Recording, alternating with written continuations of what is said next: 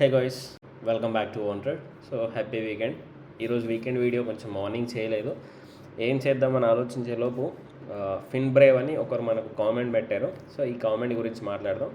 ఇంకొకటి రమీదా కూడా SG mart గురించి చేయండి సార్, 3 yearsలో 10x అవుతుంది అంటున్నారు. సో ఇది రేపటి వీడియోలో ప్లాన్ చేసేసుకుందాం ఇఫ్ టైం ఉంటే. ఈరోజు అయితే ఈ కామెంట్స్ చదివేసి దీంట్లో కొంచెం చెప్పాల్సింది ఉంది, వాటి గురించి నేను క్లియర్గా ఎక్స్ప్లెయిన్ చేస్తాను. కామెంట్లోకి వెళ్ళిపోతే అన్న, how to know it is time to book the profit in a stock, take my situation. Okay, I have entered in a trade of 1250. It then fail to 940. I have averaged it to 1146. The stock went to 1247 once. I thought it will make a new all-time high previous at 1267, but it went down to 1247. Now it again came to 1267. It made a new high of 1329. Now it is again 1267. This is my situation. My target is 1500 to 1700. The stock name is Premier Energies. So బేసికల్గా ఇక్కడ first point ఏంటంటే, ఎప్పుడు అసలు profit booking ఎప్పుడు చేసుకోవాలి అని నన్ను question అడిగితే, అంటే it's completely my opinion.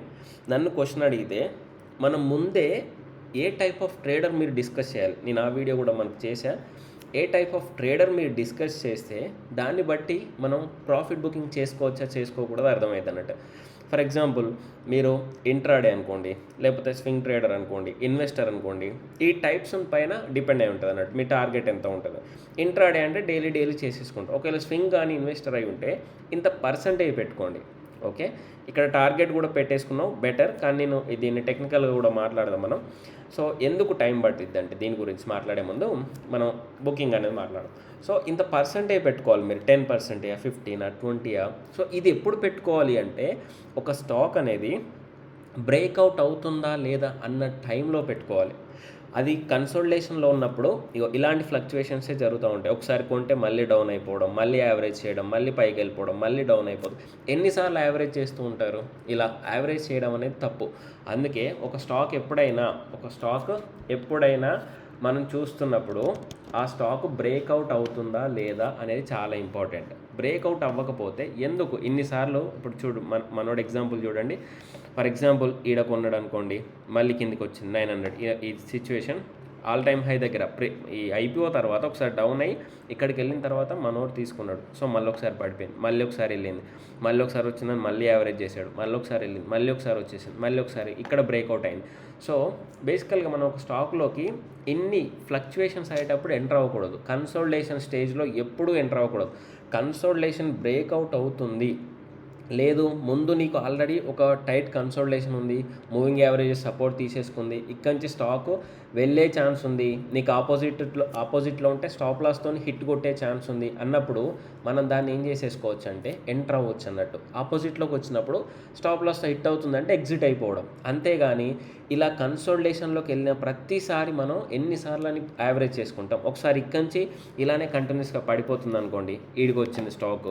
So ఒకసారి ఈడికి వచ్చింది, మళ్ళీ ఒకసారి పైకి వెళ్ళి మళ్ళీ వచ్చింది, మళ్ళీ ఒకసారి యావరేజ్, మళ్ళీ ఒకసారి పైకి వెళ్ళి మళ్ళీ ఒకసారి వచ్చింది, మళ్ళీ యావరేజ్. నేను అందుకే చెప్పాను, ఎప్పుడు యావరేజ్ చేయాలి అంటే మీరు ఒక లెవెల్స్ మెన్షన్ చేసుకోవాలి. ఆ లెవెల్స్కి వచ్చిన తర్వాత మాత్రమే మీరు యావరేజ్ చేసుకోవాలి. అప్పటి వరకు మీరు యావరేజ్ అనేది చేయకూడదు. ఒకవేళ ఆ లెవెల్స్ని దాటేసి వెళ్ళిపోతుంది అంటప్పుడు మళ్ళీ ఒకసారి వస్తుంది, ఎంతో కొంత కరెక్షన్ వచ్చేసి ఓకే ఇది అప్ ట్రెండ్లో ఉంది, ఇప్పుడు మనం యావరేజ్ చేసుకోవచ్చు అనే థాట్ మీకు వచ్చినప్పుడు మాత్రమే తీసేసుకోవాలి. ఓకే, ఫిన్ బ్రో ఎప్పుడైనా, ఇప్పుడే కాదు ఇంకా ఫ్యూచర్లో, ఇప్పుడు ఒక మిస్టేక్ జరిగింది అనుకోండి, ఓకే వదిలేసేయండి. ఫ్యూచర్లో ఎప్పుడైనా ఒక స్టాకు కన్సోలిడేషన్లో ఉంది లేదా, అందుకే నేను ప్రైస్ యాక్షన్ మొత్తం మీరు ప్రాక్టీస్ చేయాలన్నది కూడా అందుకే. చార్ట్ ప్యాటర్న్స్ చదవాలి, క్యాండిల్ స్టిక్ ఫార్మేషన్ చదవాలి, ట్రెండ్ లైన్ చదవాలి, సో మూవింగ్ యావరేజ్ చదవాలి. మనకు ఉన్నాయి కదా ఈ ప్యాటర్న్స్ అన్నీ, ఆ ప్యాటర్న్స్ అన్నీ నేర్చేసుకున్న తర్వాత అక్కడ మీకు ఎక్కడ కన్సోలిడేషన్ అవుతుంది, నెక్స్ట్ ఇక్కడి నుంచి ఎక్కడ బ్రేక్అవుట్ అవుతుంది అనేది ఐడియా వచ్చిన తర్వాతనే మనం స్టాక్లోకి ఎంటర్ అవ్వాలి. లేదు నేను లాంగ్ టర్మ్లోకి చూస్తున్నా అన్నప్పుడు మనం ఇలాంటి టైంలో ఎంటర్ అయినా పర్లేదు. కానీ దీనికంటే ముందు మనం ఇందులోకి ఎంటర్ అయ్యే ముందు మనం ఒకసారి స్టాక్ది ఫండమెంటల్స్ కూడా చూసుకోవాలి.